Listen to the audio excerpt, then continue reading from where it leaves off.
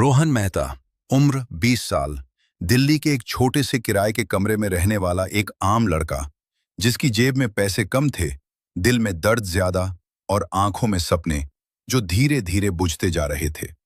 रोहन राजस्थान के एक छोटे से गांव से आया था। बाप एक किसान थे, माँ घर संभालती थी।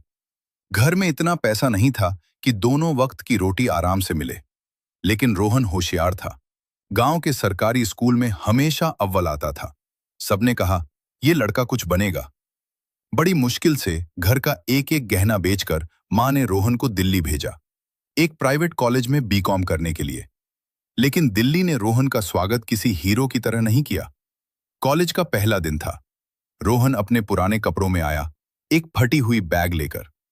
क्लास में बैठते ही उसके बगल वाले लड़के ने उसे ऊपर से नीचे देखा और मुंह फेर लिया। लड़कियां महंगे फोन पर बात कर रही थीं, दोस्त बन रहे थे, लेकिन रोहन उस दुनिया का हिस्सा नहीं था। रात को अपने 6x8 के उस छोटे से कमरे में, जिसमें एक टूटा हुआ पंखा था और दीवारों पर सीलन, रोहन छत को देखता रहा। भगवान है तो क्यों है ये सब? अगर भगवान होता तो मेरे साथ ऐसा क्यों होता? धीरे धीरे रोहन नास्तिक बन गया। उसने मान लिया, कोई ऊपर वाला नहीं है, जो है बस यही जिंदगी है, और यह जिंदगी बेकार है। महीने बीतते गए। रोहन कॉलेज तो जाता था, लेकिन पढ़ाई में मन नहीं लगता था। उसके आसपास के लड़के पार्टी करते, घूमते, जिंदगी एंजॉय करते। रोहन बस देखता रहता।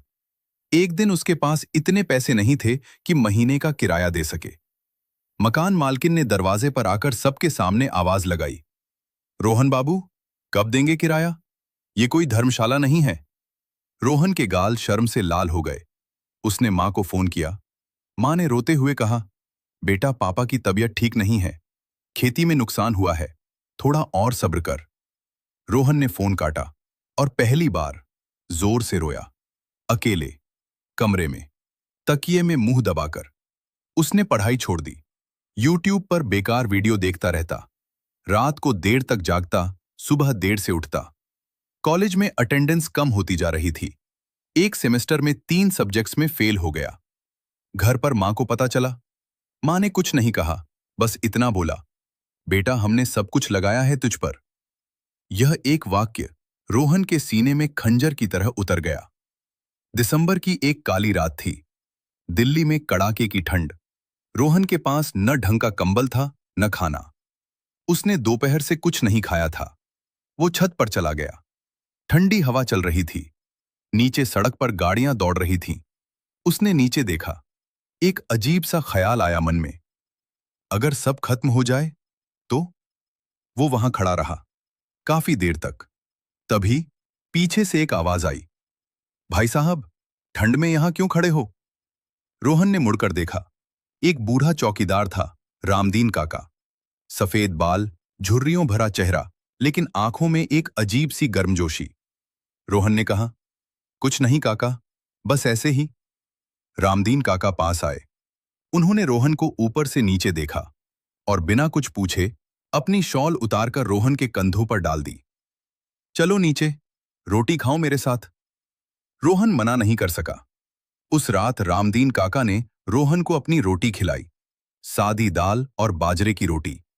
लेकिन वो खाना रोहन को अमृत जैसा लगा। काका ने पूछा, क्या चल रहा है जीवन में? रोहन ने सब बता दिया, जैसे बांध टूट गया हो। काका देर तक सुनते रहे, फिर बोले, बेटा, मैं पढ़ा लिखा नहीं हूं, लेकिन एक बात जानता हूं, जब इंसान सबसे ज्यादा टूटता है ना, तब ऊपर वाला सबसे पास होता है, बस हम देख नहीं पाते। रोहन ने कहा, काका, मैं भगवान में नहीं मानता। काका मुस्कुराए, बोले, कोई बात नहीं, भगवान तुझ में मानता है, इसीलिए तू आज यहां है। रोहन को समझ नहीं आया, लेकिन उस रात वो पहली बार चैन से सोया। अगली सुबह कुछ अजीब हुआ। रोहन के फोन पर एक मैसेज आया। कॉलेज के नोटिस बोर्ड पर एक स्कॉलरशिप का विज्ञापन था।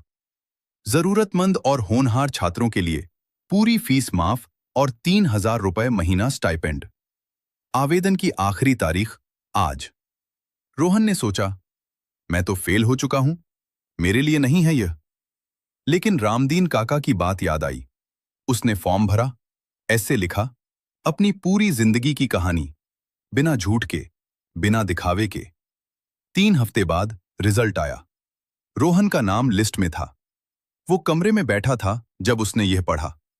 उसके हाथ कांप रहे थे, आंखें भर आईं, और पहली बार बिना सोचे, बिना किसी से डरे, उसने हाथ जोड़े, ऊपर देखा। पता नहीं तू है या नहीं, लेकिन अगर है तो शुक्रिया। वो पल रोहन की जिंदगी का सबसे बड़ा मोड़ था। उस दिन के बाद रोहन बदल गया। उसने एक डायरी खरीदी। उसमें लिखा, मेरा लक्ष्य सीए बनना, माँ बाप का कर्ज चुकाना और एक दिन उस गांव में स्कूल खोलना जहां से मैं आया हूं। उसने अपनी दिनचर्या बदली। सुबह 5 बजे उठना, ठंडे पानी से नहाना, 1 घंटा पढ़ाई बिना फोन के, फिर कॉलेज, शाम को लाइब्रेरी में 3 घंटे, रात को सोने से पहले अगले दिन की प्लानिंग। पहले हफ्ते मुश्किल था, दूसरे हफ्ते थोड़ा आसान, तीसरे हफ्ते यह रूटीन उसकी सांस बन गई।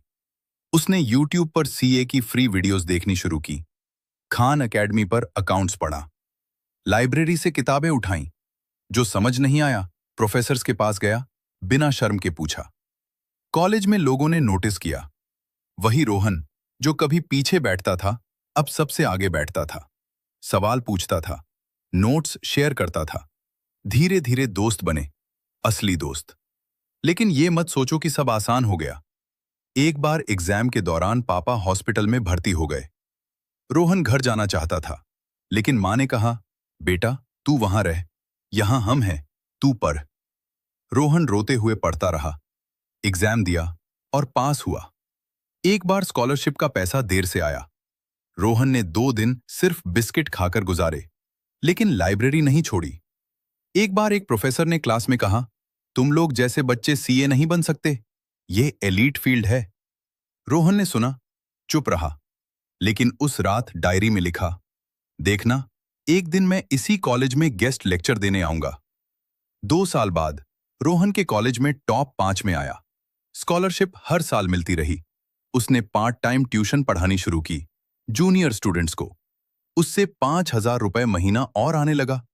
उसने मां को पहली बार पैसे भेजे, 3,000 रुपए। मां ने फोन पर कहा, बेटा ये पैसे नहीं, मेरी दुआएं हैं जो तेरे पास वापस आ गईं। रोहन की आंखें भर आईं। और फिर आया वो दिन, सीए फाउंडेशन का रिजल्ट। रोहन ने एग्जाम दिया था, बिना किसी कोचिंग के, सिर्फ सेल्फ स्टडी से। रिजल्ट आया, पास। वो रिजल्ट देखकर चिल्लाया नहीं, नाचा नहीं, बस चुपचाप उठा, छत पर गया, आसमान की तरफ देखा और बोला, मां, हम जीत रहे हैं। रोहन अब पूरी तरह नास्तिक नहीं रहा। वो किसी मंदिर का पुजारी नहीं बना। उसने कोई धार्मिक दिखावा नहीं किया। लेकिन उसने एक सच जाना। जब वो उस छत पर खड़ा था, तब रामदीन काका का आना, उस रात की रोटी, वो स्कॉलरशिप का नोटिस, यह सब कोइंसिडेंस नहीं था। उसने माना कि कोई एक शक्ति है जो तब काम करती है जब इंसान खुद हार मान लेता है। जब इंसान जमीन पर गिर जाता है, तब वो शक्ति उसे उठाती है। बस उसे उठने की थोड़ी सी कोशिश करनी होती है।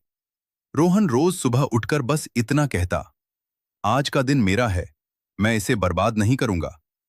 यही उसकी प्रार्थना थी, यही उसका भगवान था। आज रोहन 23 साल का है। सीए इंटरमीडिएट क्लियर कर चुका है। सीए फाइनल की तैयारी में है। एक छोटी सी अकाउंटिंग फर्म में पार्ट टाइम काम करता है। महीने में 18,000 रुपए कमाता है। पापा का इलाज हो चुका है। मां के लिए एक अच्छी साड़ी भेजी, पहली बार अपने पैसों से। उसी कमरे में रहता है, वही 6x8 का कमरा। लेकिन अब उसमें एक नया पंखा है, एक स्टडी टेबल है और दीवार पर एक कागज चिपका है जिस पर लिखा है, गांव में स्कूल 2028 तक। रामदीन काका अब भी उसी बिल्डिंग में हैं। रोहन हर रविवार उनके साथ बैठकर खाना खाता है। एक दिन रोहन ने काका से पूछा, काका, उस रात आप छत पर क्यों आए? काका ने कहा, पता नहीं बेटा, बस मन हुआ, लगा कोई है वहां। रोहन मुस्कुराया, अगर तुम यह कहानी पढ़ रहे हो और तुम्हें लग रहा है कि जिंदगी ने तुम्हारे साथ बेईमानी की है, तो सुनो, टूटना कमजोरी नहीं है, टूटना शुरुआत है। भगवान है या नहीं, ये बहस बाद में करना। पहले ये मानो कि तुम्हारे अंदर एक आग है जो अभी बुझी नहीं है। वो आग ही तुम्हारा भगवान है। उसे जलाए रखो। एक काम करो, आज रात सोने से पहले एक कागज पर लिखो, मुझे क्या बनना है। बस एक लाइन। और कल सुबह जल्दी उठो। जिंदगी तुम्हारा इंतजार कर रही है। मंजिल उन्हीं को मिलती है जो भटक कर भी चलते रहते।